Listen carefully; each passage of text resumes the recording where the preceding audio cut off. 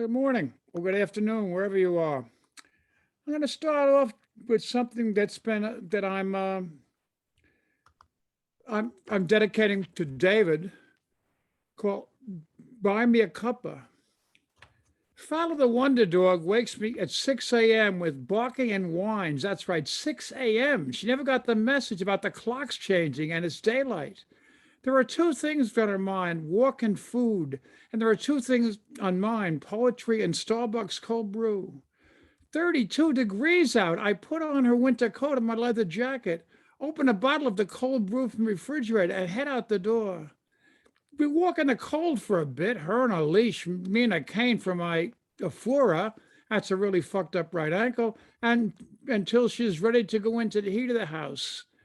I drop the empty bottle into the trash and retrieve a cold can of the same medicine to fortify me as I prepare her morning breakfast.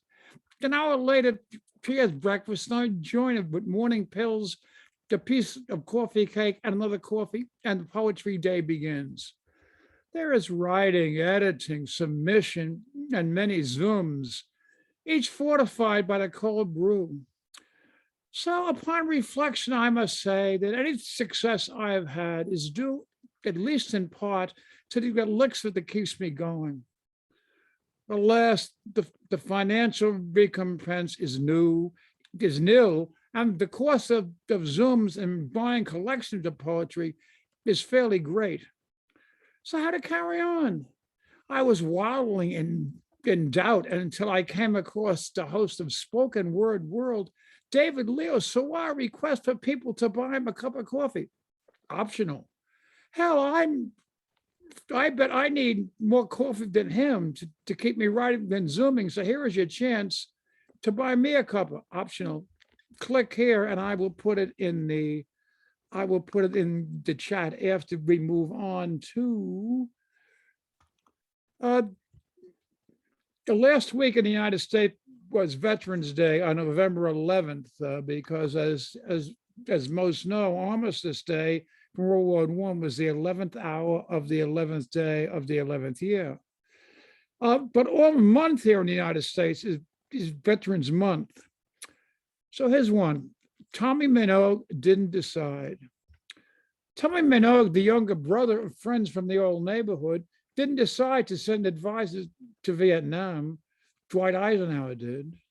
Tommy Minogue didn't decide to send special forces to Vietnam. John F. Kennedy did.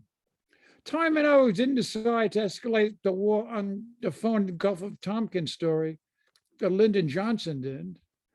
Tommy Minogue didn't decide to heavily bomb North Vietnam. Richard Nixon did. Tommy Minogue didn't decide to bring the troops home. Gerald Ford did. Tommy Minogue didn't decide to go to Vietnam. The Army sent him. Tommy Minogue didn't decide to win the Distinguished Service Cross. It was awarded posthumously. And I'll close with one of my own. I was a basketball whore. I played in the park. I played CYO ball. I played for an Episcopal church. I played in the League of the Jewish Y. I played intramural ball in college. I was a proverbial gym rat. In college, playing between classes, and often when I should have been in class. I went to Iona College. I really majored in basketball and Beachmont. The Beachmont is the bar across the street from the college. Hell, I'm in college. I grew up small and drew late in college. I was a good ball player. Then for a while, a very good player. Then a pretty good player. Then a good player again, and finally an okay player when I finally stopped in my mid-50s. I played in league on Wall Street. I played in open leagues around Manhattan and the Bronx.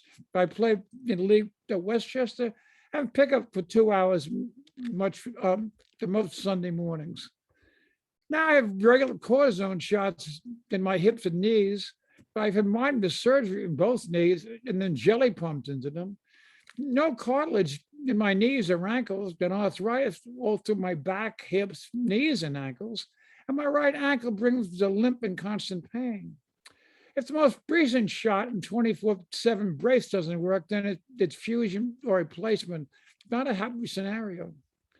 My orthopedist and old pleb himself says it's all from basketball.